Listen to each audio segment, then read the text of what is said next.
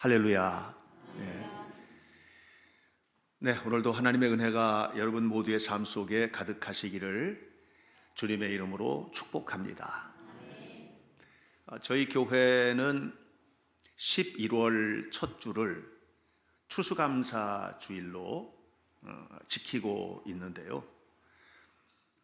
늘 제가 느끼는 것이긴 한데 추수감사 특세도 하고 이런 시간들을 갖지만 사실 감사절을 그냥 지나야 하는 절기로 맞아들이는 그런 경향들이 있는 것 같습니다. 이스라엘 백성들의 삶을 보면 굉장히 특별합니다. 1년에 3차례 하나님이 매우 특별한 절기에 하나님 앞에 와서 뵈도록 이렇게 얼굴을 보도록 이렇게 했는데 6월절이나 또 오순절, 초막절 이런 절기가 되면 예루살렘까지 올라와서 절기를 지냈습니다. 그렇게 하기 위해서 그들이 준비했던 과정은 그냥 옆 동네 갔다 오는 게 아니기 때문에 저 북쪽 단에서도 와야 하고 저 남쪽 브엘세바에서도 와야 하고 그 왔다 가는 그 기간 동안에는 일상도 멈추고 직업도 멈추고 늘 하던 모든 행위들이 중단되어야 하는, 그러니까 얼마나 많은 희생이 요구되었겠습니까? 그러니 그것을 지키기 위해서 얼마나 많은 준비를 하고 계획을 하고 했겠어요. 여러분, 저는 여러분들이 뭐 그 정도 희생은 아니어도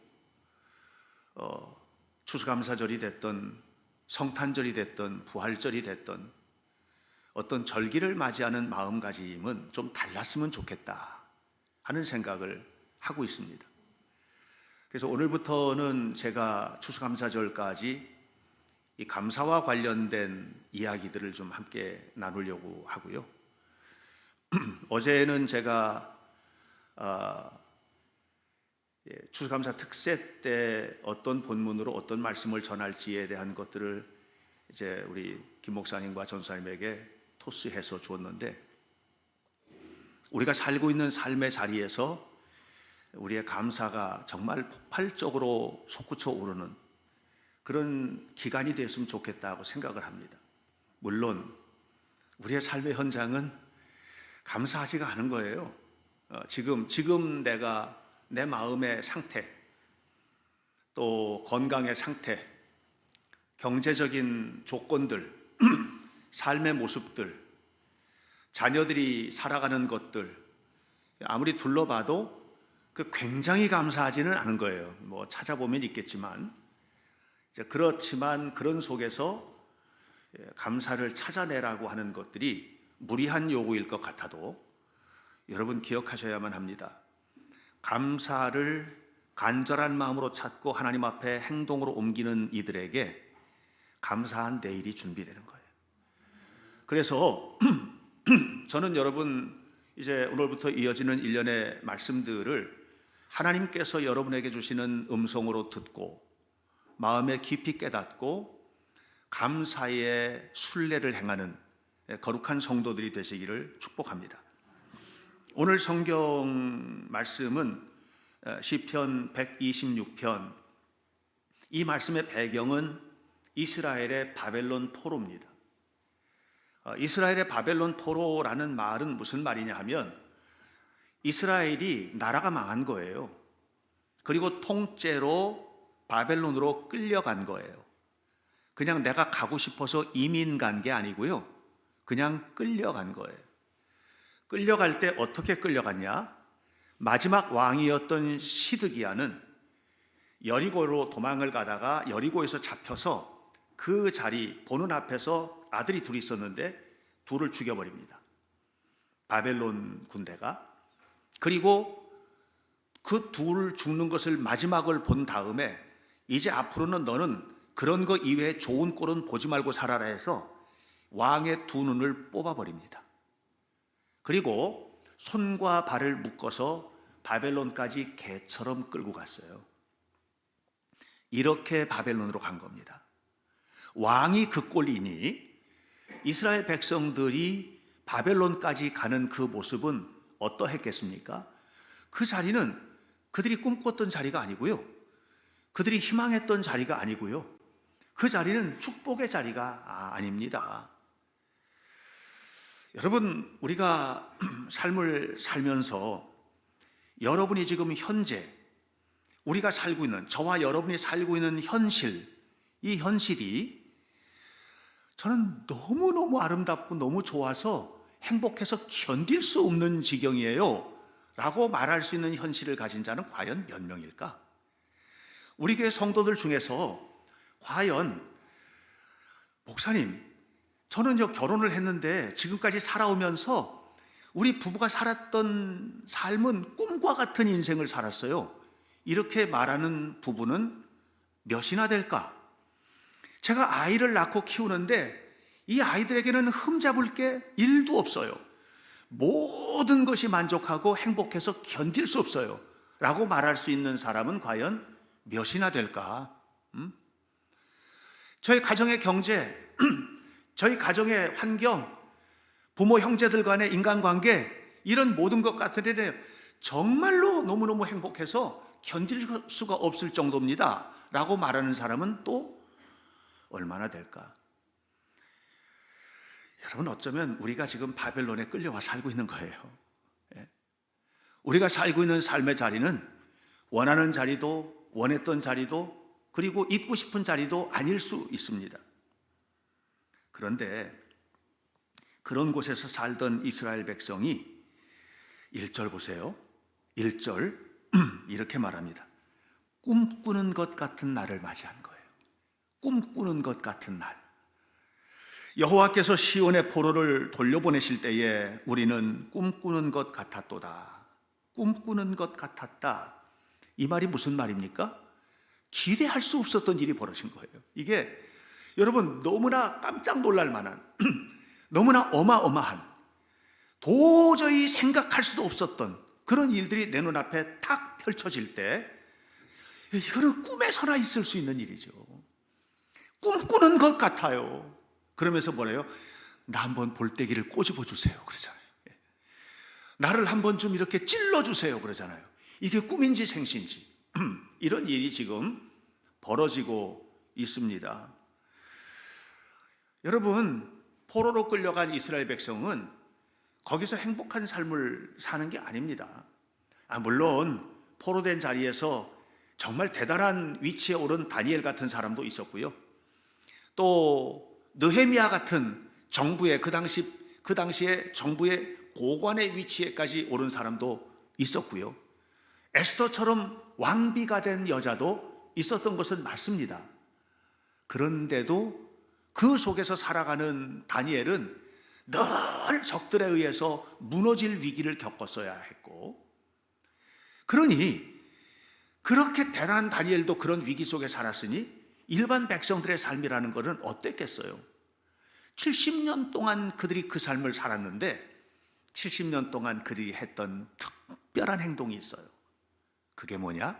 5절이에요 6절이에요 함께 읽어요. 시작. 눈물을 흘리며 씨를 뿌리는 자는 기쁨으로 거두리로다. 울며 씨를 뿌리러 나가는 자는 반드시 기쁨으로 그 곡식단을 가지고 돌아오리로다. 눈물을 흘리며 씨를 뿌린 겁니다. 여러분, 고통이 내 앞에 현실이 될 때, 문제가 내 삶을 꼬꾸라지게 할 때, 힘들고 고통스러운 일들이 정신적으로도 올 수 있어요. 물질적으로는 전혀 문제 없어요. 전혀 문제가 없어요. 남편도 아이들도 너무 잘 되고 모든 것이 잘 되고요, 형편없이 무너지는 사람들과 비교해 볼 때 너무너무 아름답고 행복할 수 있어요. 그러나 정신적으로는 아닐 수 있어요. 너무 좋지만 육체적으로는 아닐 수 있어요. 하나님, 내가 왜 이렇게 좋은데 나는 병들어서 내일 모레가 과연 내 눈앞에 다가오는 날일지 모르겠습니다. 이렇게 병들 수도 있어요. 우리의 삶의 모든 부분들은요, 아름답지 않을 수 있어요. 그러나 바벨론에 끌려갔던 이들은 매일매일 고통 속에서 그들이 한 가지를 한 거예요. 그 눈물 흘리는 현장에서 육신의 눈물을 흘린 것이 아니라 하나님 앞에 기도의 눈물을 흘린 거예요. 육신의 눈물을 흘릴 수밖에 없는 자리에서, 고통스러워서 한숨이 새어나올 수밖에 없는 자리에서 이 눈물을 꾹 삼키고 기도의 눈물을 흘리고 하나님을 믿는 믿음의 고백의 기도를 드린 거예요. 이것이 꿈꾸는 것 같은 내일을 현실로 만드는 축복이에요. 여러분, 고통의 자리에서 두 가지 할 수 있다니까요. 하나는 좌절하고 낙심하고 포기할 수 있어요. 그러나 믿는 우리는 그렇게 해서는 안 돼요. 믿는 우리는 눈물을 뿌려 기도하고 간구하고 주님을 붙들고 일으켜 세워주실 주님 앞에 살아가는 거룩한 성도들이 되시기를 주님의 이름으로 축복합니다. 그러니까 우리가 아무리 힘든 삶을 살아도 오늘이라는 시간을 헛되이 보낼 수 없는 거예요. 헛되이 보낼 수 없는 거예요. 지난주에 제가 NFL, 미국 미시축구 리그, NFL의 최고 결승전인 슈퍼볼에서 MVP가 됐던 컷 워너에 대한 얘기를 했잖아요. 이 사람이 대학 졸업할 때 정말 촉망받는 미식축구 선수였는데 촉망받는 그를 데려가는 사람은 아무도 없었던 거예요. 한 군데 갔는데 그가 말 한마디 잘못하는 바람에 다음 날로 쫓겨나 버려요. 그리고 아무도 그를 찾지 않아요. 그랬던 그가 슈퍼마켓에서 체격도 크고 키도 크니까 짐 쌓는 거 잘하잖아요. 슈퍼마켓에서 진열대에 짐 올려놓는 일하고 아무것도 할 수 없는 무지개 생활을 보내고 어렵고 힘든 과정들을 겪었는데, 그러면서도 그가 해야 할 일을 잊지 않아요. 먹고 살기 위해서는 슈퍼마켓에서 짐을 올려서 일용직 노동자로 살아야 된다. 그러나 내 꿈을 위해서는 또 공을 던지면서 훈련해야 된다. 그래서 그렇게 일하면서도 저녁 때 돌아오면 볼을 던지면서 관역을 만들어 놓고 공 던지면서 이 미식축구 선수로서의 훈련을 하고 이렇게 하는 거예요. 그렇게 14년을 보냈어요, 여러분. 14년이 뭡니까? 대학 졸업하고 14년이 지났어요. 아무도 거들떠보는 사람이 없는 나이가 됐단 말이에요. 아무도 거들떠보지 않는 나이가 됐다니까요. 그런데 그를 지켜보는 분이 한 분 계셨는데 하나님이에요. 하나님이 그를 지켜보셨어요. 그리고 그를 데려다가 쓰십니다. 세인트루이스 램스라고 하는 이 슈퍼볼 결승전까지 올라간 이 팀에서 그를 데려가요. 그리고 참 희한하죠. 쿼터백이 있었거든요, 중심 선수가. 그런데 이 선수가 갑자기 마지막 훈련을 하다가 다쳐버려요.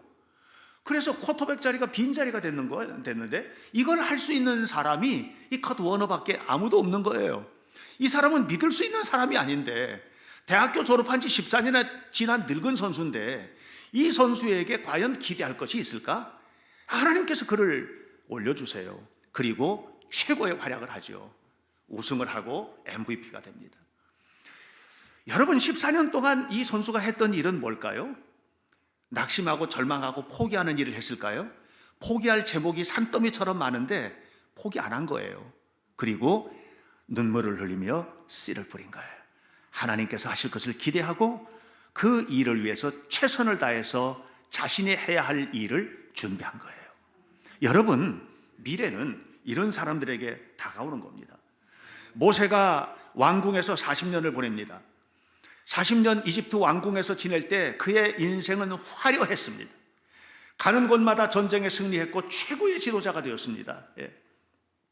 그러던 어느 날 그가 40살이 되었을 때 이제는 승승장구하여서 높은 곳에 오르기만 하면 되는 바로 그런 자리에서 갑작스럽게 곤두박질 치는 사건이 나타나게 된 겁니다. 그것은 이집트 병사 하나를 때려 죽이는 것과 연루되어서 그가 쫓겨나게 됩니다. 그리고 광야로 가요. 광야는요, 사람 살 수 있는 땅이 아니에요. 너무나 고통스러운 땅이에요. 자라는 나무는 시띠나무밖에 없어요. 가시가 가득한 나무예요. 풀 한 포기가 없는 곳이에요. 그런 곳에서 그는 40년을 보내게 되는데, 그곳에서 결혼을 하고 아이를 낳았지만 그의 마음은 너무 고통스러운 겁니다. 그래서 첫 번째 낳은 아이의 이름을 게르솜이라고 지었어요. 게르솜이라는 말은 황무지의 나그네라는 뜻입니다. 그 속에 모세의 마음이 담겨 있는 거예요. 눈을 뜨면 불타는 광야가 보이고 그리고 가시로 가득한 시팀 나무가 보이고 미래는 안 보이는 거죠. 눈을 감으면 가슴 속에는 우라통이 치밀고, 그래서 아이의 이름을 오죽하면 황무지의 나그네라고 지었겠어요? 그랬던 그가 이겨낼 수 있는 힘은 무엇이었을까요? 그 40년을 어떻게 버텨냈을까요? 그 40년을 버텨낸 힘의 비밀이 둘째 아이의 이름 속에 담겨 있어요. 엘리에셀이라고 지었어요. 둘째를 낳았을 때 그것은 뭐냐? 하나님은 나의 도움이라는 뜻이에요. 그 고통스러운 불타는 광야, 이거는 모세가 기대했던 땅이 아닌데, 그 고통스러운 삶의 현장, 이건 모세가 하고 싶었던 일이 아닌데, 양을 끌고 다니면서 그 광야에서 없는 그 풀뿌리를 캐맺도록 그렇게 양을 끌고 다니면서 일을 하고 이렇게 해야 되는 이 자리가 모세가 원했던 자리도 아니고 가고 싶었던 길도 아닌데, 그럼에도 불구하고 그 길을 갈 수 있었던 이유는 엘리에셀, 하나님이 계시다. 여러분, 그렇게 40년을 준비한 모세를 하나님이 쓰신 거예요. 그냥 대충 놀고 있는 모세를 쓰신 게 아니에요. 여러분, 미래를 기대하는 사람은 오늘 눈물을 흘리며 씨를 뿌리셔야 돼요. 여러분, 지금 여러분들이 서 있는 자리가 여러분이 기대했던 자리가 아니라 하더라도 거기서 낙심하고 좌절하기보다는 딛고 일어설 수 있도록 준비되어야만 합니다. 최선을 다하여 하나님 앞에 서시기를 주님의 이름으로 축원합니다. 우리가 믿는 하나님은 어떤 하나님이냐 하면 어루만져 주시는 하나님이거든요. 하나님은요, 언제나 우리에게 다가오실 때 어루만져 주세요. 위로해 주세요. 그래서 여러분들이 간절한 마음으로 기도하면 어떤 모습으로든지 여러분을 위로하실 거예요. 목사의 설교를 통해서든지 이웃의 격려를 통해서든지 어느 순간인가 이루어지는 어떤 환경을 통해서든지 성경을 읽다가 눈이 번쩍 뜨이게 보여지는 어떤 말씀을 통해서든지 어떤 모습으로든지 하나님은 여러분을 만져주시고 위로하실 거예요. 이걸 경험하셔야 돼요. 주님은 그런 분이에요. 가늠하다가 현장에서 잡혀온 여자도 예수님은 위로해 주셨어요. 사람들은 다 그걸 죽이려고 돌을 들고 거기다가 돌을 집어던지고 이렇게 하려고 준비하고 눈에 불을 켜고 쳐다보고 있을 때 예수님만 그 여인을 어루만져 주시고 위로하셨어요. 사마리아를 지나다가 만났던 수가성 여인은 남편을 5씩이나 가로치웠던 여자였어요. 그래서 이 여자는요, 사람들의 눈초리가 무서워서, 사람들의 손가락질이 무서워서 몰래 숨어서 물도 기르러 오는 그런 여자였어요. 몰래 숨어 온다는 건 밤이 아니고요, 떼약볕이 막 쬐는 순간에 아무도 안 움직이거든요. 그때는 잠자거든요. 팔레스타인 사람들은 낮잠 자요. 그 시간에 깨어서 물을 기르러 오는 이런 여자였어요. 그런데 그 여인을 위로하시고 붙잡아 주셨던 분은 누굽니까? 예수님이에요. 여리고에서 세관장이었던 삭개오, 사람들이 손가락질하고 그래서 아무데도 기댈 곳이 없었던 그 사람, 그런 버림받은 것 같았던 남자를 붙잡으시고 그와 함께 식사를 하시고 그의 집에 머무르시면서 위로해 주시고 힘을 주셨던 분이 누구예요? 예수님이에요. 하나님은 그렇게 우리를 위로하기를 원하십니다. 그런데 여러분, 사사기서를 보면서 굉장히 재미나는 장면을 좀 보게 돼요. 사사기서를 보면 이런 거예요. 이스라엘 백성들이 이방 족속들에게 막 고통을 받아요. 하나님 살려주세요, 하나님 도와주세요. 그러니까 하나님이 사사를 보내셨어요. 즉각 보내셨어요. 그리고 이방 족속을 물리쳐 주셨어요. 그 평화가 왔어요. 평화가 오니까 뭘 했냐? 죄 짓는 거예요. 하나님을 더욱 잘 믿어야 되는데 안 그런 거예요. 죄 짓는 거예요. 죄 짓고 하나님을 의지하는 그들을 이방 족속들이 또 쳐서, 그래서 그들을 굴복시키는 거예요. 그러면 너무 죽겠을 때는 또 부르짖는 거예요. 그럼 하나님이 즉시 오셔가지고 위로해 주시고 붙잡아 주셨어요. 400년 동안 그렇게 돼요. 400년 동안, 사사시대 400년 동안 끊임없이 그렇게 반복됐어요. 여러분, 하나님은 위로해 주시기를 원하시지만 분명히 기억하세요. 하나님 위로하시는데 끈질기게 변화되지 않을 때에는 변화의 구덩이에 집어넣으실 수 있어요. 여러분, 여러분에게 하나님이 원하시는 것은 그리스도인답게 사는 거예요. 여러분에게 진실로 원하시는 것은 하나님의 자녀답게 사는 거예요. 하나님의 자녀답게 사는 것이 뭐예요? 변화되는 거예요. 뭐가? 생각도 바뀌어야 되고 믿음도 바뀌어야 되고 삶도 바뀌셔야 해요. 온통 바뀌셔야 해요. 어떻게 바뀝니까? 절망스러운 환경이 와도 그 절망의 환경에서 나 죽겠어요 하고 말하지 마세요. 하나님이 계시잖아요.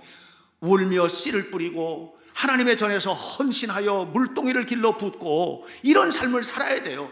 여러분들이 있는 곳에서 여러분은 그냥 편안하게 잘 살고 잘 먹고 잘 살도록 부름받은 사람이 아니에요. 하나님의 일을 하도록 부름받은 사람들이에요. 이스라엘 백성들은 바벨론에 70년간 끌려가 살면서 70년 동안 그들이 했던 게 있어요. 거기서 절망만 하고 있었던 게 아니에요. 울며 씨를 뿌린 거예요. 성경지를 펼쳤어요.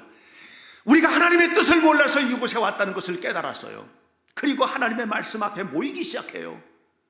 그들은 바벨론의 강가에 모여가지고 울며 찬양하고 예배했어요. 숨어서 한 거예요. 왜냐하면 그들은 모두 다 끌려가가지고서는 이방신 앞에서 제사를 드리도록 강요를 받았거든요. 그렇게 할 수가 없었던 거예요. 하나님을 알게 되니까. 옛날에는 그렇게 살았어요. 옛날에는 바알신도 섬기고 아세라도 섬겼어요. 그런데 그것이 결국은 우리를 여기까지 끌고 오게 된 걸 알게 된 거예요. 축복을 위해서 사는 것이 축복이 아니에요. 하나님 앞에 사는 것이 축복이에요. 이걸 깨달은 거예요. 그래서 우상 앞에 절하라 하면 옛날 같으면 가서 절했을 거예요. 근데 절하지 않았어요. 그렇게 하다가 사드락 메삭 아벳느고는 풀무불 속에 들어가 죽을 뻔도 했어요. 그래도 절하지 않았어요. 그리고서는 강변에 을레강변에 모여가지고 울며 기도하며 하나님 앞에 하나님의 뜻대로 살겠습니다, 하나님의 은혜대로 살겠습니다, 이렇게 한 거예요.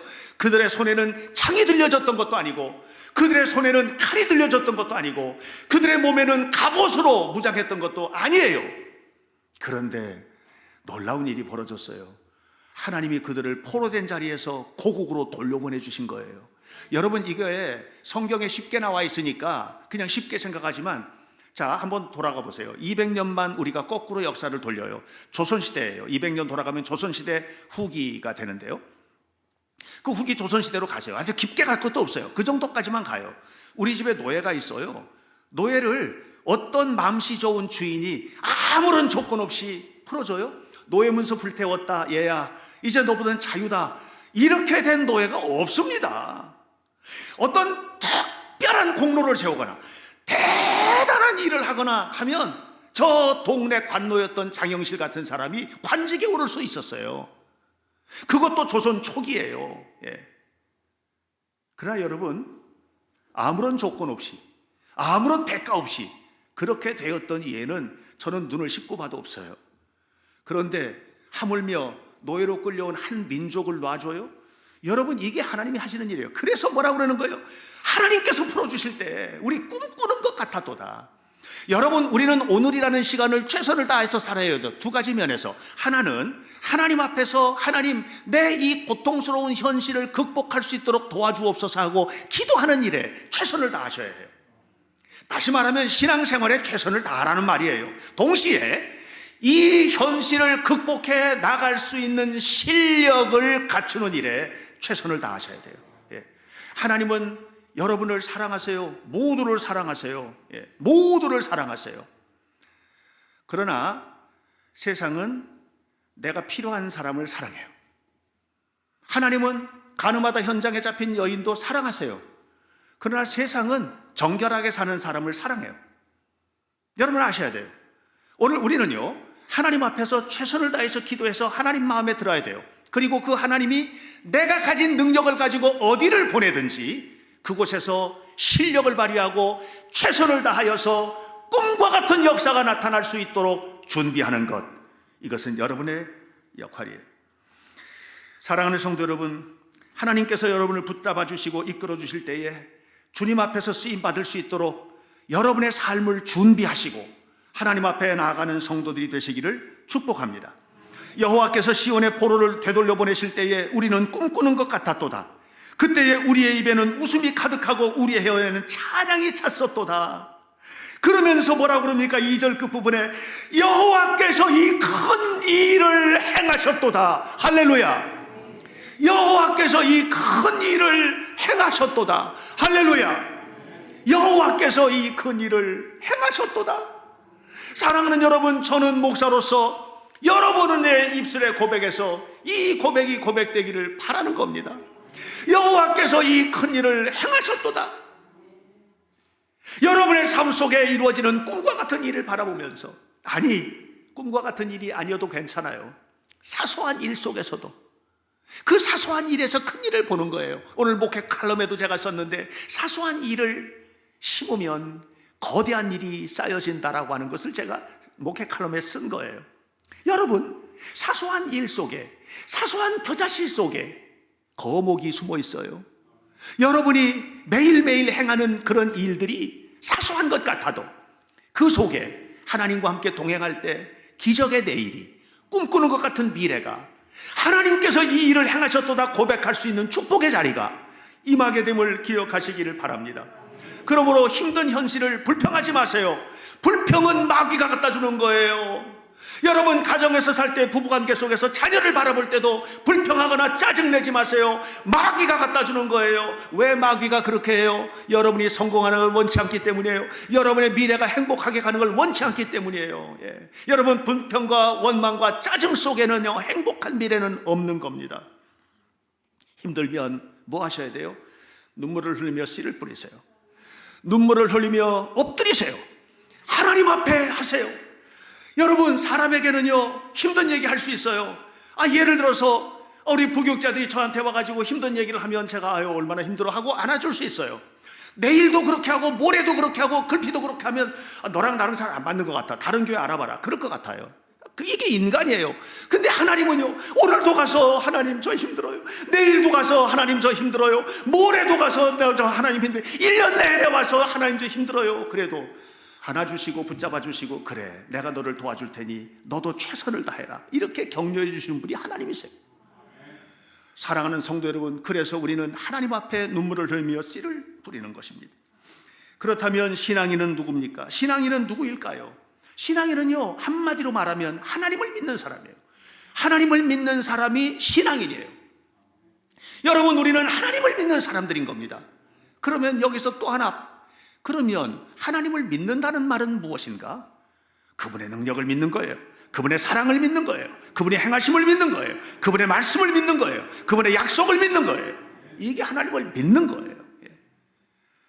요즘에 굿모닝 예배를 하면서 하나님의 창조에 관한 부분들을 나누고 있어요. 넷째 날 창조를 지금 다루고 있는데 조금 더 해야 될 것 같아요. 해와 달과 별을 창조하신 하나님, 이 부분을 아이들과 나누고 있어요. 그러면서 제가 얘기했어요. 하나님이 이 어마어마한 우주를 창조하셨다. 그러면 천체 물리학은 무엇인가? 천체 물리학이라는 과학은 무엇인가? 이 어마어마한 하나님이 만드신 창조의 세계를 다 알 길이 없어서 하나님의 창조의 비밀을 하나씩 펼쳐내는 것이다. 너희들은 최고로 똑똑한 사람이 되어야 한다. 너희들은 정말로 아무도 캐내지 못하는 비밀스러운 우주의 세계를 캐내기 위해서 공부하고 더 공부하고 최고의 대학에 가고, 우리 교회에서도 지금 케임브리지에서 전체 물리학을 공부하고 있는 친구 하나 있잖아요. 이렇게 공부해서 최고의 천체 과학자가 되면 하나님의 비밀을 펼쳐내고 하나님께서 하신 일들을 나눌 수 있을 것이다. 너희들이 그런 사람이 됐으면 좋겠다. 저가 그렇게 이야기합니다. 사랑하는 여러분, 우리가 이 땅을 살아가는 동안에 전능하신 하나님을 믿고 그 하나님이 나의 하나님임을 고백하면서 하나님 앞에 살아가는 것이 여러분에게 최고의 축복이에요. 이런 사람이 울며 씨를 뿌릴 수 있어요. 왜? 거둘 것이 분명하니까. 농부가 봄에 씨를 뿌릴 때 이거 거둘지 말지 모르겠다 하면 안 뿌립니다. 그런데 씨를 뿌리는 농부는 하나도 의심하지 않습니다. 가을에는 거두게 될 거야, 이렇게 믿고 뿌리는 겁니다. 누가 울며 씨를 뿌립니까? 누가 하나님을 의지합니까? 하나님을 확실히 믿는 사람, 하나님이 주실 일들이 꿈과 같이 다가올 것을 믿는 사람, 그리고 오늘 2절의 말씀처럼 하나님께서 큰 일을 행하실 것을 믿는 사람, 3절에 여호와께서 우리를 위하여 큰 일을 행하셨으니 나는 기쁘도다, 나는 기쁘도다, 하나님께서 행하셨다, 이렇게 고백하는 사람들, 이런 사람들일 겁니다. 사랑하는 여러분, 우리는 11월 첫 주에 추수감사절 예배를 드릴 겁니다. 저는 이번 한 주간 동안 여러분들에게 도전을 합니다. 지난 한 해 동안 힘들었던 일, 고통스러웠던 일, 이런 거 들춰내지 마세요. 지난 한 주간 동안 하나님께서 내게 주셨던 은혜의 일들, 복된 순간들, 감사의 꼬투리들을 찾아내십시오. 그리고 속회 시간에 이렇게 힘들었음에도 불구하고 하나님 앞에 울며 기도하며, 아니 울며 기도하지도 못했는데 하나님은 나에게 이렇게 은혜를 베풀어 주셨다고 서로 고백하세요. 이렇게 준비된 사람들의 내일은 아름다울 것입니다. 아무쪼록 우리 현대교 성도들 모두의 삶 속에 날마다 베푸시는 하나님의 은혜가 가득하길 바라고, 지금 우리가 서 있는 현장이 고통의 자리라 할지라도 울며 씨를 뿌리며 하나님의 은혜를 구하는 성도들이 되시기를 주님의 이름으로 축원합니다. 기도하겠습니다. 살아계신 하나님의 은혜를 감사합니다. 변하지 않는 우리들, 변하지 않아서 사사건건 원망하고 불평하며 살았던 우리들, 이런 우리를 이제는 다른 방법으로 위로하시기 위하여 때로는 고난의 깊은 구덩이에 빠지게 하시고, 때로는 육신적으로는 감당할 수 없는 일 앞에 서게 하시는 하나님은 여전히 사랑의 하나님이심을 믿습니다. 자비하신 아버지 하나님, 우리로 하여금 그리스도인답게 변화되게 하시고 말도 행동도 눈빛도 삶도 다 변화되어서 하나님을 믿는 자녀답게 하옵소서. 그리고 하나님의 응답을 허락받게 도와주시되, 하나님께서 나를 위하여 이렇게 큰 일을 행하시니 나는 꿈꾸는 것 같도다 하고 고백하는 거룩한 자녀들이 되도록 인도해 주옵소서. 예수님의 이름으로 기도합니다. 아멘.